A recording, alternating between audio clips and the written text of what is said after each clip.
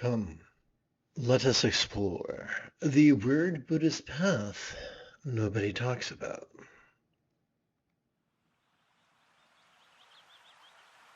Together, let us relaxingly recite.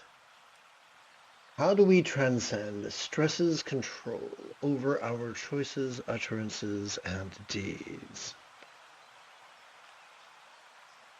The Buddha's Eightfold Path. How do we transform our competitive survival instincts from being our tyrant to merely being our tool? The Buddha's Eightfold Path. What about the Holy Grail of enlightenment itself? What if enlightenment was merely the mastery of the Buddha's Eightfold Path? But what is mastery? As little children, we found the tying of our shoes to be a daunting task. But after what seemed like a great amount of time and tears and repeat instructions, we finally got so good at tying those sneakers that we could do so spontaneously, habitually, easily, and effectively.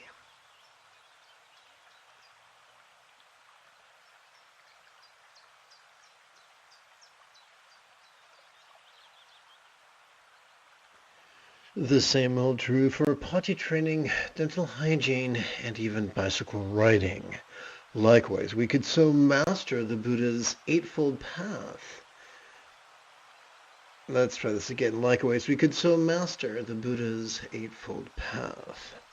The seventh and eighth folds of the path are mindfulness as well as meditation, and when practiced correctly, they are the key to the remainder of the path. Mindfulness and meditation could be the engine that drives the cogs and gears of the Buddha's metaphoric enlightenment machine. When practiced authentically, mindfulness and meditation could calm our amygdala, the seat of anxiety and aggression, and stimulate our anterior cingulate gyrus, the seat of empathy. This is why the late Tulku Thondup insisted that the highest love was not the result of focus or analysis, but rather the spontaneous and uncontrived byproduct of mere mindfulness and meditation. The significance of this cannot be overstated, for loving kindness comprises 50% of the Buddha's Eightfold Path. The second fold's kind intention, the third fold's kind communication, the fourth fold's kind conduct, and the fifth fold's kind commerce.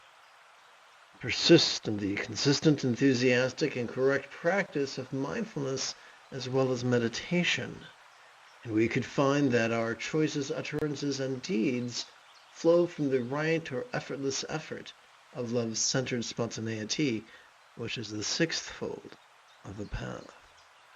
But what about the first fold, the right view of realities, literal impermanence and figurative emptiness that support letting go? We could sit in mindfulness as well as Take two. We could sit in mindfulness as well as meditation and strive to see permanence, but find it we shall not. Instead, we'll be assailed with perceptions of sight, sound, sensations, flavors, and scents, ever shifting in a manner ranging from the subtle to the jarring. The internal is no different. Let's try to go back over here.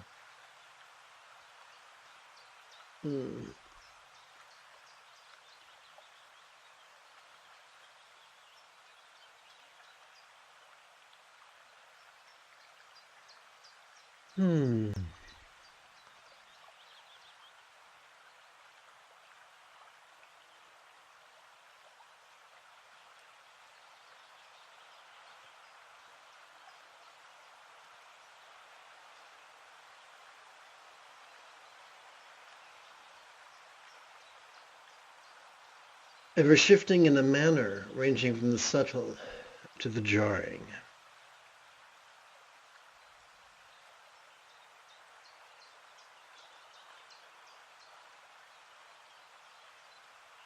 Whoops, that's an error.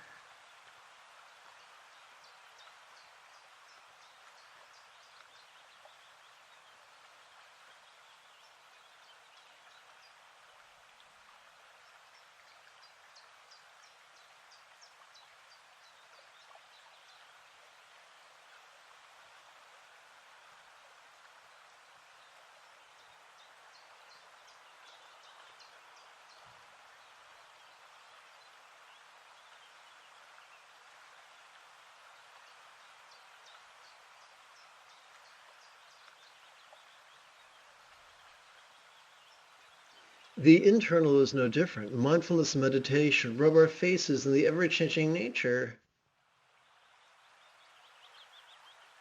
of our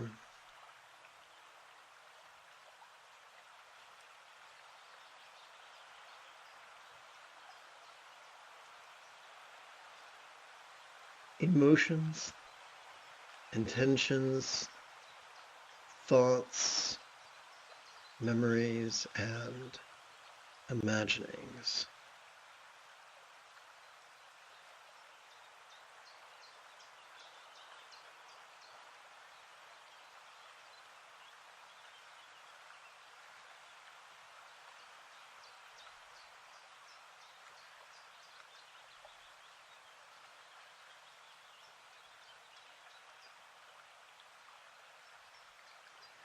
But what about emptiness? Every time we relax into our exhalation, whatever we noticed during our previous inhalation could feel as non-graspable as a vast, empty void.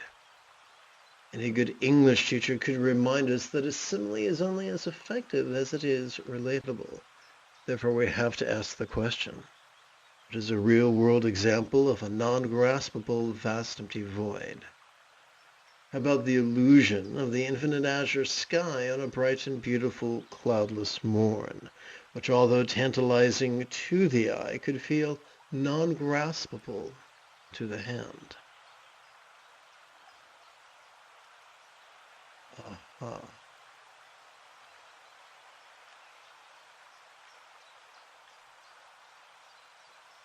Let's cook like a bunny.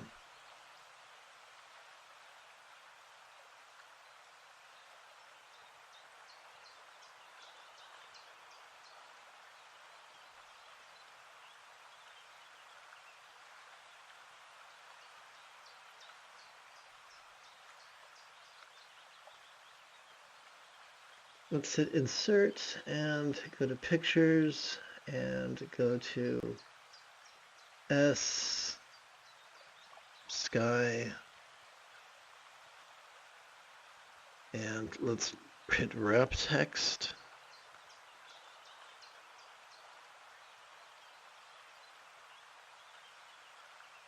Whoop.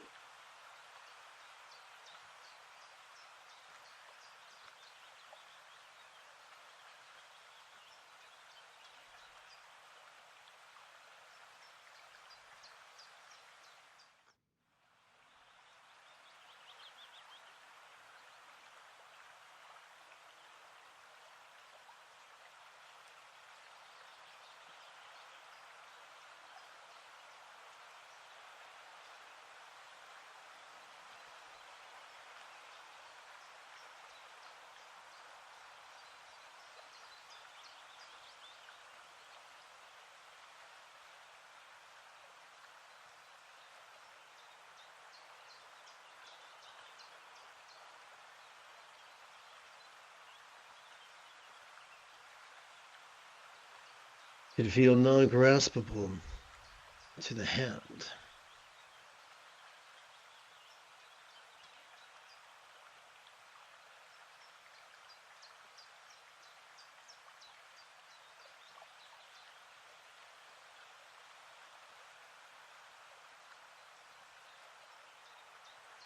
Let's continue. Mindfulness and meditation are the keys that unlock our mastery of the Buddha's Eightfold Path, a mastery that he taught could be accomplished in as little as 7 years, 7 quarters, 7 months, 7 fortnights, 7 weeks, or even 7 days.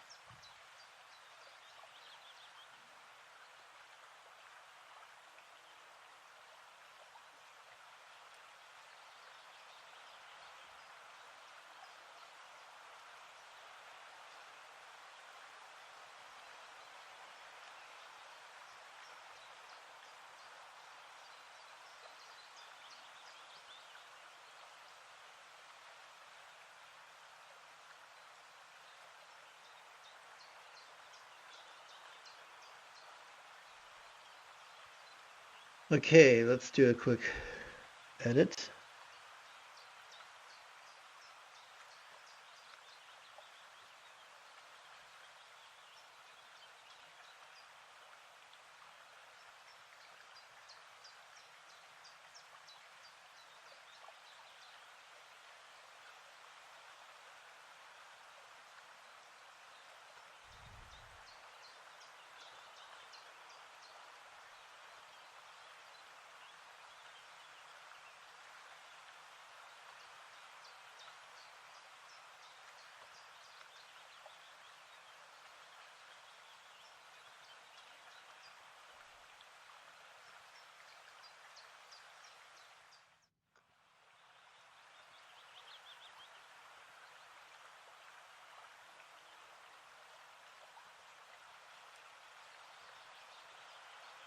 Good morning, John.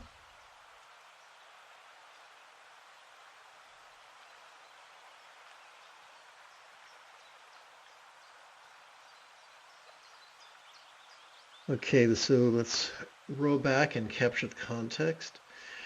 The mindfulness and meditation are the keys that unlock our mastery of the Buddha's Eightfold Path. Mastery that he taught could be accomplished in 7 years, 7 quarters, 7 months, 7 fortnights, 7 weeks, or as little as 7 days. This is why the Buddha taught mindfulness and meditation.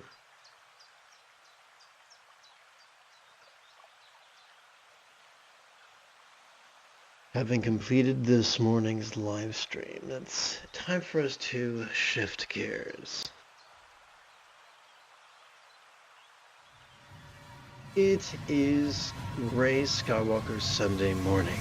Come, let us meditate like a Jedi after approximately 30 seconds of housekeeping. This is the Dzogchen Lama Jigme Gyatso of the Buddha Joy Meditation School.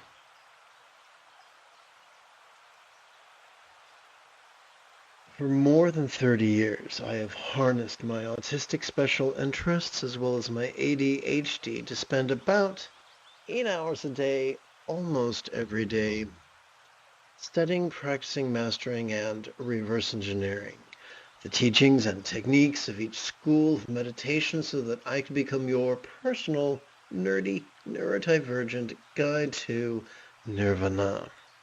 Welcome, my friends, to Meditate Like a Jedi, which is made possible due to the generosity of viewers just like you.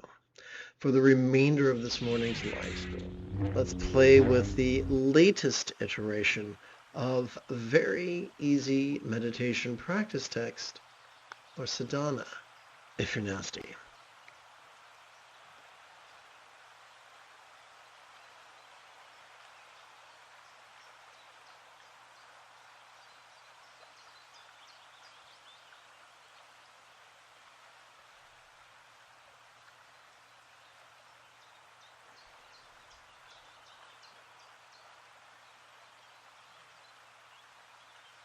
The most efficient way to practice mindfulness is to silently and mentally recite the demonstrative pronoun this during each inhalation. The most efficient way to practice meditation is to silently and mentally recite the one-syllable verb ease during each exhalation. For you see, the path of active focus or active analysis serves only to trigger our amygdala, the seat of anxiety and aggression. However, during our inhalation, when we rely upon our sympathetic nervous system to notice, vulnerably, passively, viscerally, randomly, and fleetingly, we sidestep the perils of focus. And during our exhalation, when we automatically rely upon our parasympathetic nervous system to physically relax as well as mentally release, not only do we calm our amygdala, but we stimulate our anterior cingulate gyrus, the seat of empathy. So to sit as sustainably as we can in practice. The moment you have a specific question about Buddhist philosophy or meditation, do not hesitate to type your question in great detail in the chat window, for I tend to check for questions approximately once every 15 minutes or so.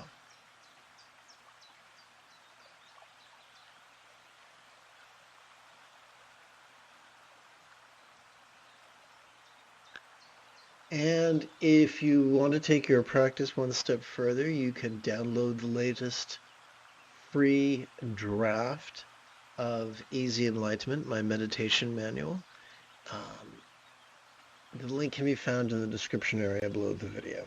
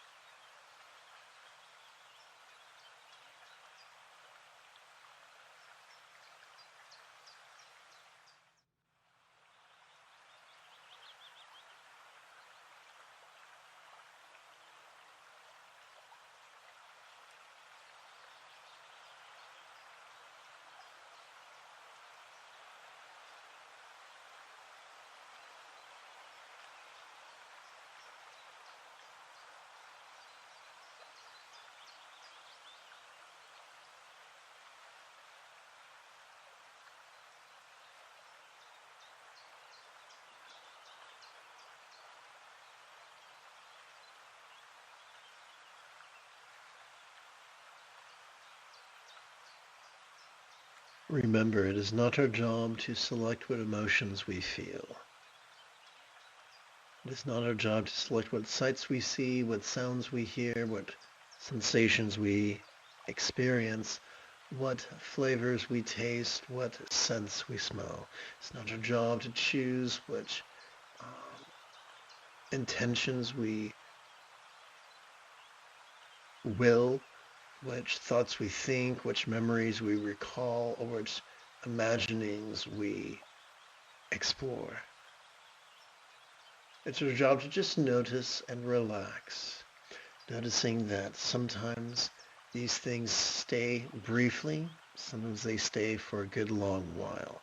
Sometimes we experience them superficially, sometimes we experience them deeply. Those things are different, but they're neither good nor bad. The only good or bad is what we do with them. If we fight against them, we harm ourselves. If we cooperate with them, not only do we survive unscathed, we have evolved.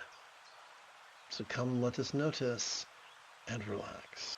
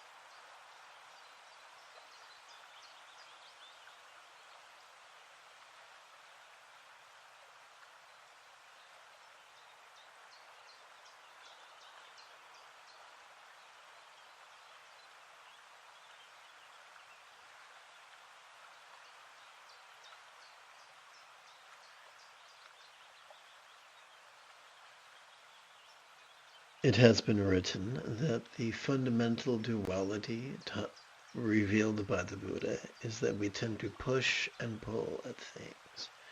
Our job is not to stop pushing and pulling, for that is hardwired into our brain. It is baked into our cake. Within is our job. Simply this.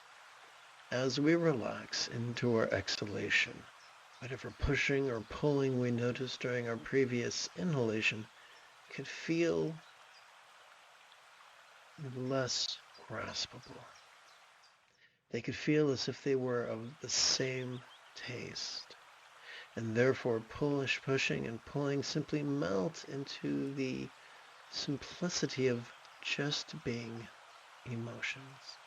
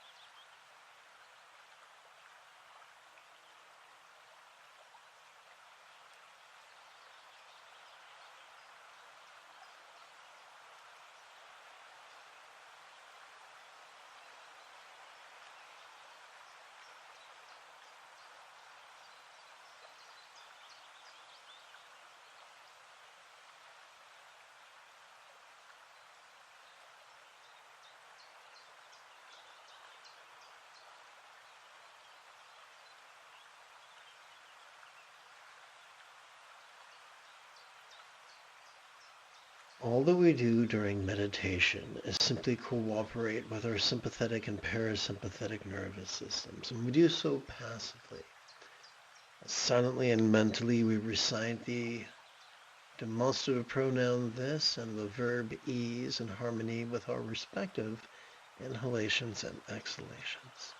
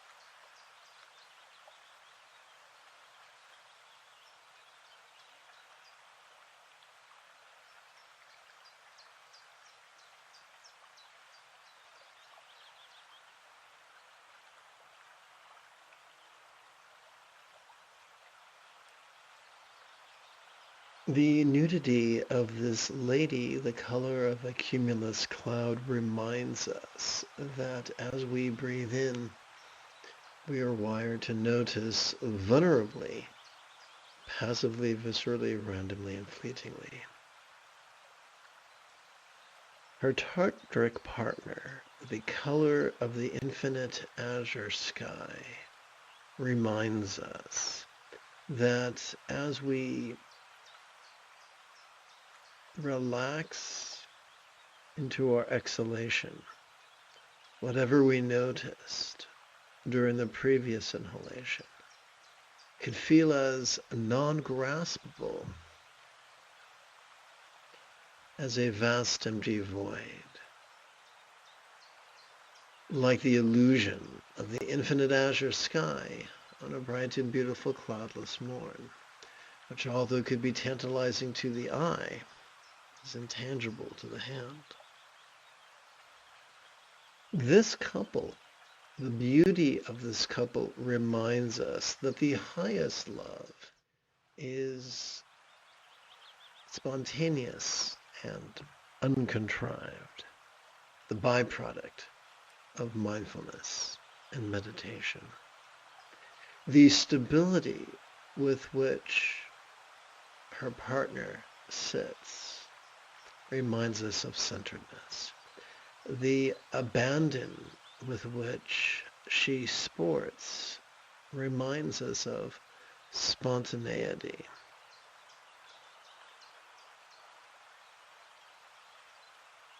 A delicious byproduct of mindfulness and meditation is our choices, utterances, and deeds flowing from the centered spontaneity that itself, that loving centered spontaneity that itself is a byproduct of mindfulness and meditation. The easiest way for us to cooperate with our mindful sympathetic nervous system is to simply silently and mentally recite the demonstrative pronoun this during each inhalation. The easiest way for us to cooperate with our relaxing, meditative, parasympathetic nervous system is for us to silently and mentally recite the one-syllable verb ease during each exhalation. The moment you have a specific question about Buddhist philosophy or meditation, do not hesitate to type your question in great detail in the chat window.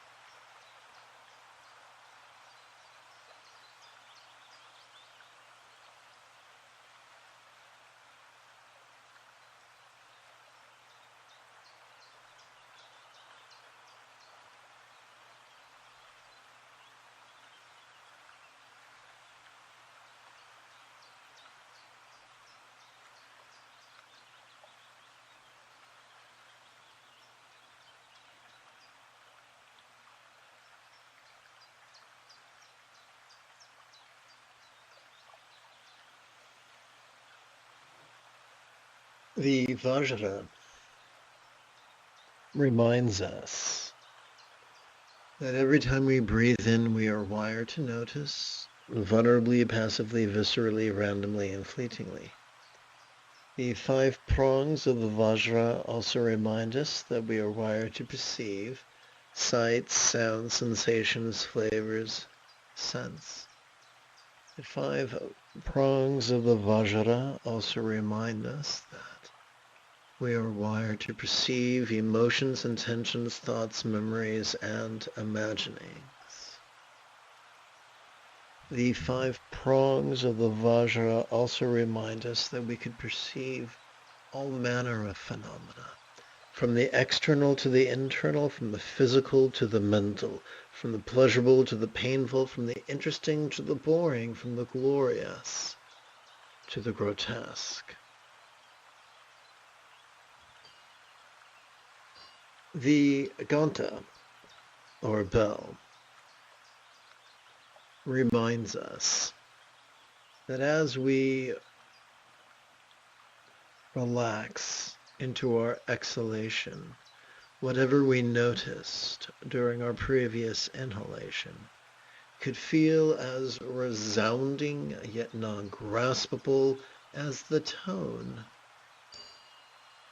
of a bell.